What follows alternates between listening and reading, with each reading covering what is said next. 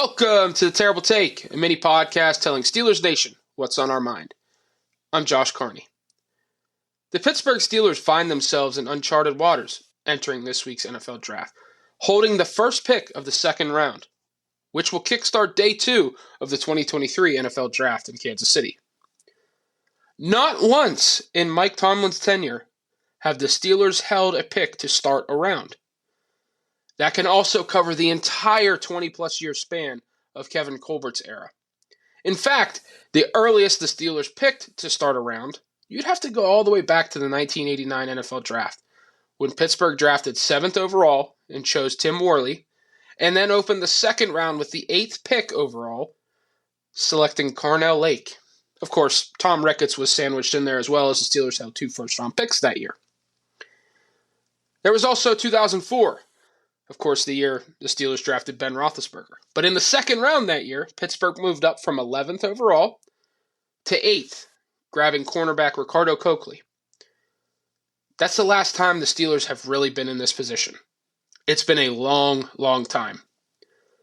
For Tomlin and GM Omar Khan, it's an unfamiliar setting, but one that could be ripe with benefits for the Steelers.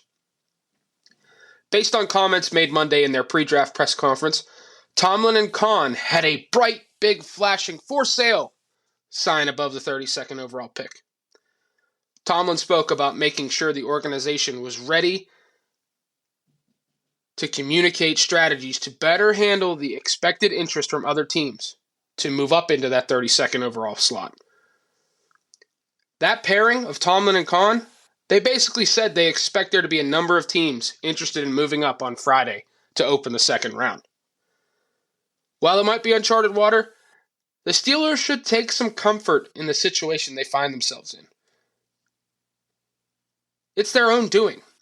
Pittsburgh gambled that Chicago would be worse than Green Bay down the stretch last season, leading to the decision to ship Chase Claypool to Chicago over Green Bay at the trade deadline. That gamble paid off, as Chicago was the worst team in football last season. Now, with the 32nd overall pick in hand, they can cash in even further, should they choose to, by trading down and adding more picks in the middle rounds, allowing them to further address holes and depth concerns on the roster. In a deep draft, having 3 picks in the top 50 is huge. No one will argue against that. But it might suit the Steelers better to sell that 32nd overall pick, grab more picks in the middle round where the depth really is in this draft, and continue to stockpile the roster as this team looks to compete in 2023 and beyond. Now, we have to see if a team is willing to meet that price that the Steelers may have on the pick. Be sure to follow us at SteelersDepot.com and check out episodes of The Terrible Take every weekday at 5 p.m. Eastern Time. And check out The Terrible Podcast with Alex Kozora and Dave Bryan every Monday, Wednesday, and Friday.